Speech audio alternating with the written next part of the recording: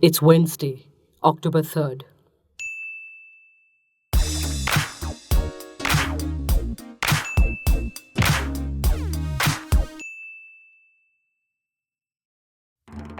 Thousands of farmers walked or travelled in tractors from Uttar Pradesh, Uttarakhand, Punjab and Haryana to the national capital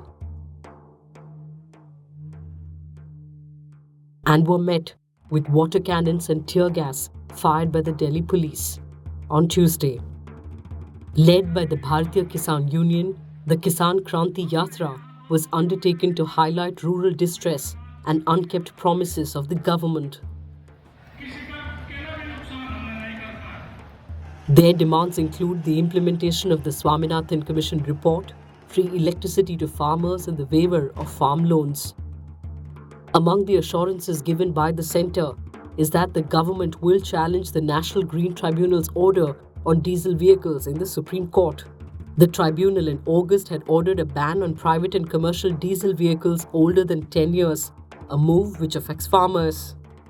The meeting of the farmers with the government though remained inconclusive, with the Bharatiya Kisan Union president saying farmers will not accept the government's assurances and will go ahead with the protest.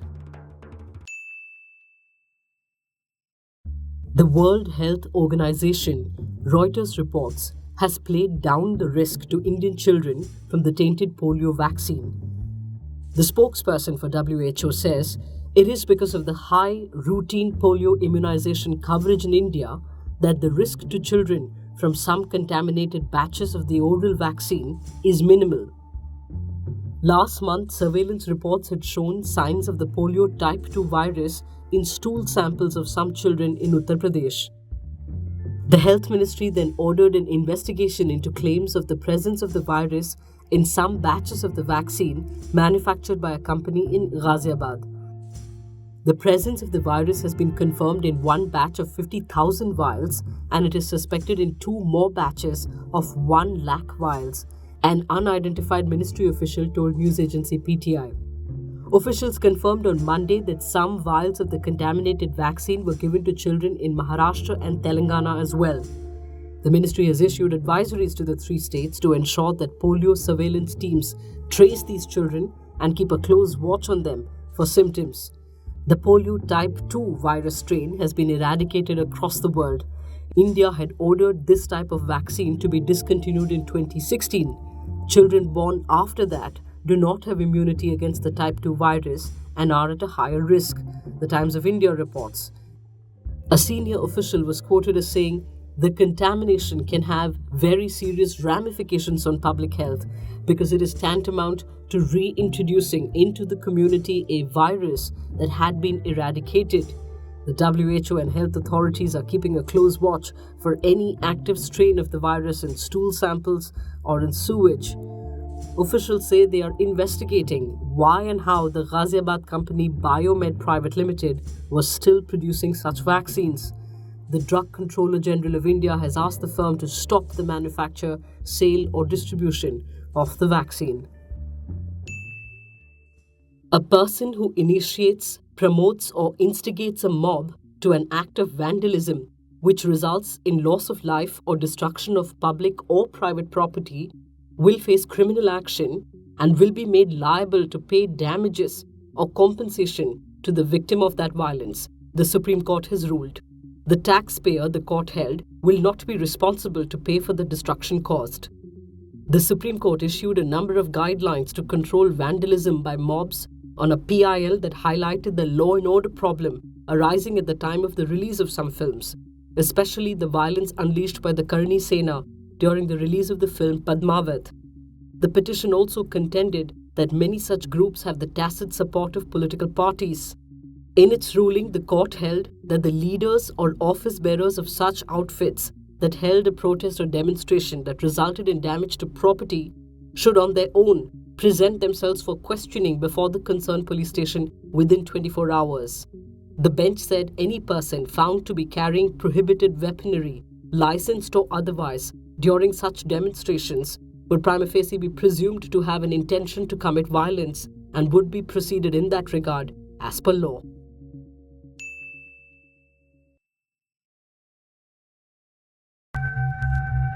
This is Tara Al-Farez. She's dead. This is Saud Al-Ali. She's dead too. This is Rafif al-Yaseri and this Rasha al-Hassan. They are also dead.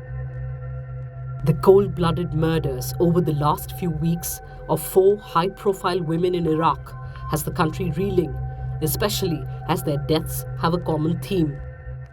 A 22-year-old former Miss Baghdad, Tara Al-Farez, was shot thrice by 2 motorcyclists. With 22 million followers on Instagram, she was known for her edgy fashion sensibilities and for speaking openly about a violent ex-husband. Saud Al-Ali, a high-profile activist and founder of a human rights NGO, had received no death threats, her brother told the Middle East Eye. She was simply shot, silenced. Al-Yaseri, nicknamed Barbie, ran a plastic surgery center and was famous for influencing women to gain independence by changing their appearance. Al-Hassan founded Viola Beauty Center, a similar surgical beauty center. Both were found dead at their homes under mysterious circumstances. Responding to the incidents, Iraq Prime Minister Haider al-Abadi ordered an investigation. Evidence suggesting that there is a plan formulated by organized parties to undermine security under the pretext of fighting against depravity, he said. A worrying word sticks out of the Prime Minister's statement: depravity. All 4 women were, quote, untraditional, fashionable and outspoken. Their deaths have sparked a huge debate on social media over a rigid conservative culture in Iraq that is determined to scare women into behaving a certain way. Talking to The Guardian, Surah Ahmed, a Baghdad University student, said, "We have seen it before with brothels being bombed and nightclubs being shot at. This is a message to know your place. I fear that people will soon listen. I don't think these crimes will be solved. But there may be more coming." Shima Qasim, former Miss Iraq, received text messages from anonymous numbers last Saturday.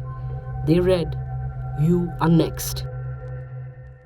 And in case you missed it, as part of the 150th birth anniversary celebrations of Mahatma Gandhi, artists from over 124 countries paid homage to the Mahatma through his favorite bhajan, Vaishnava Janito Tine Kahiye.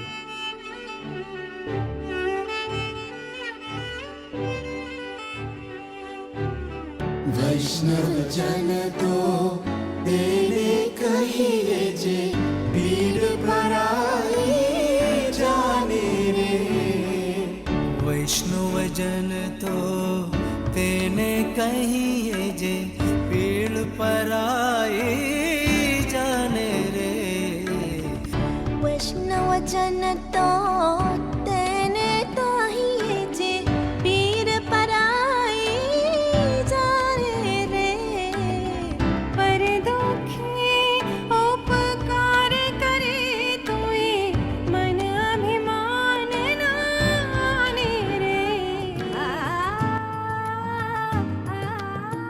सकळ लोकमा सहोणे वंदे निंदा न करे के नीरे जीवा थकिय सत्य न बोले भरधन नव ज्वले हाथ रे वैष्णव जन तो तेने कहिए जे पीर पराई